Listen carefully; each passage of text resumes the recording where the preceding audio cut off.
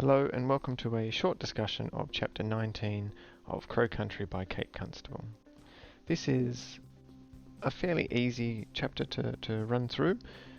Essentially starts with Ellie and Sadie having some discussions at home while Sadie's not feeling too well, and the next day Sadie heads off to the cemetery with Walter, where she shares her story. In the initial discussion, where Sadie and Ellie are opening up to each other more so than they have previously throughout the text, they realise, and they're showing a lot more maturity in their dialogue and their exchange with each other here. And Ellie asks Sadie if she, enjoys it in living in Bort, and whether she wished she was able to go back to the city. And Sadie even responds quite maturely, saying no, she quite likes it here. She's quite enjoying being in part of this town. But it's captured nicely in this quotation here. Ellie looked away. It's early days with me and David, and you come first. You know that, don't you? So I think Ellie is trying to make sure that Sadie feels as valued as she should, and it shows a very beautiful moment in their relationship. Anyway, we continue, and little comments like this: we belong here, don't we? So Sadie's really feeling like she's a part of this place, like she has a connection to it, and that's obviously got something to do with the history and the time slip flashbacks that she's experiencing.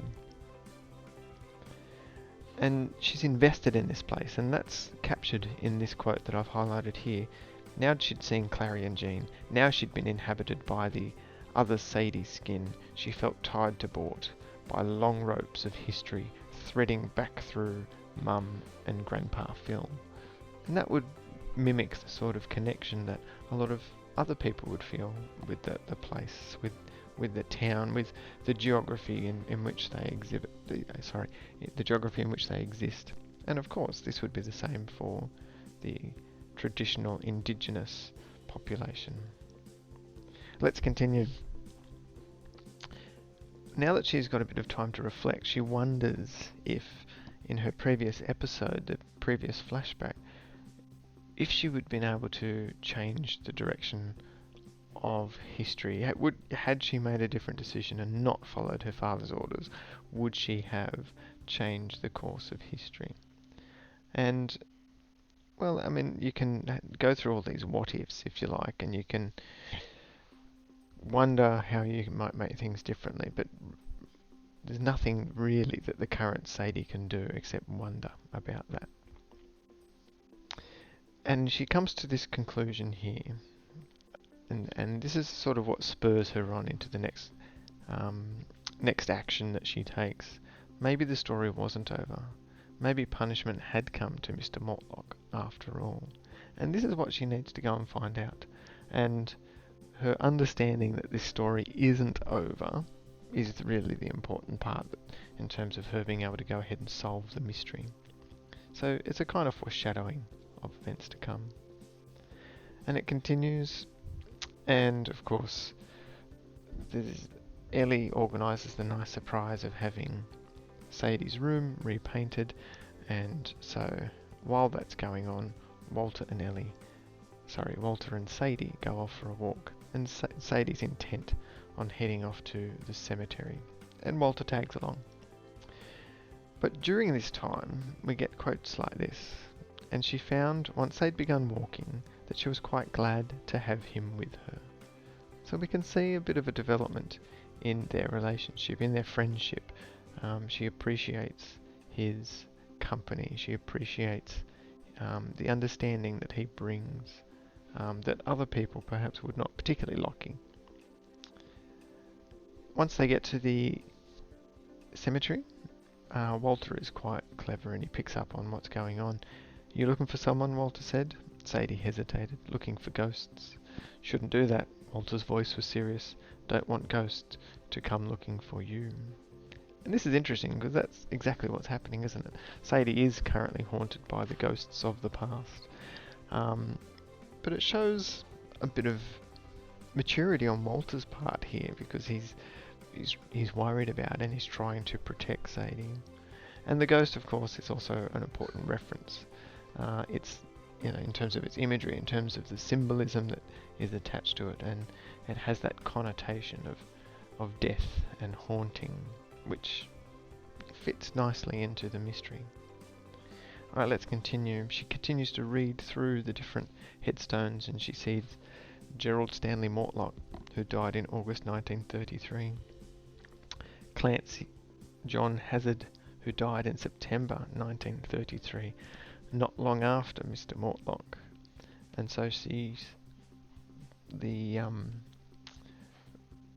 consequences of what they did are starting to become more obvious to Sadie, and then it really hits her home when she finds this one.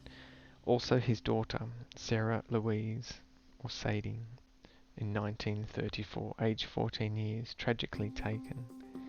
So she's seeing the sudden or the premature deaths of all these people who are involved in this incident, and this would start to frighten her, and she recognises this when she realises she died too. We continue with this quote here.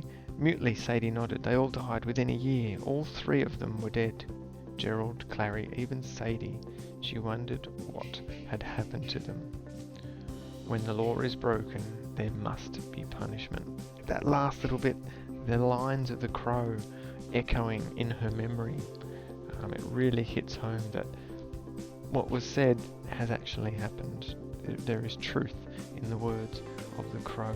And she doesn't want this to happen in her current life, because the crow is challenging her, obviously, to do the right thing. Now, in this purple patch that I've highlighted here, Walter said, with my people, the traditional people, when someone dies, you don't say their name no more, from respect. But also, in this case, their spirit comes back to get you. So, again, without knowing Sadie's story, Walter just hits the nail on the head. This is the experience that Sadie is having. Sadie said, "You believe in ghosts?" "Sure I do," says Walter. "You?" "Yes, Sadie, I do." And because they've now got this connection, it strengthens their friendship even more. They understand things on the same level, they understand the same sorts of experiences, and no one else would be able to give Sadie that. Lockie certainly wouldn't. So this shows a real strong connection, because they both value the beliefs of each other in this instance.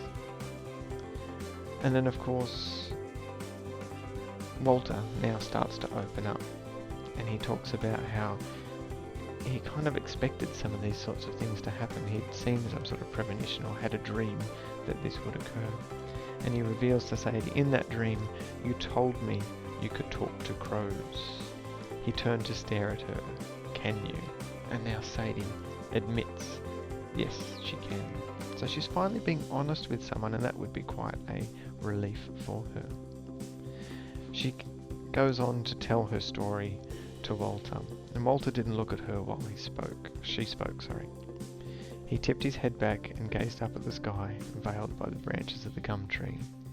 So he's respecting her story, which is not something that has happened in this culture for quite some time.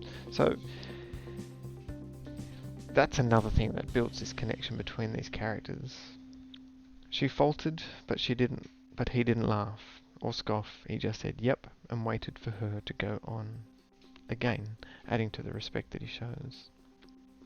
And at the very end of this, Walter pipes up and says, "Better go and look at that lake, I reckon. See if we can find where Jimmy Raven is buried."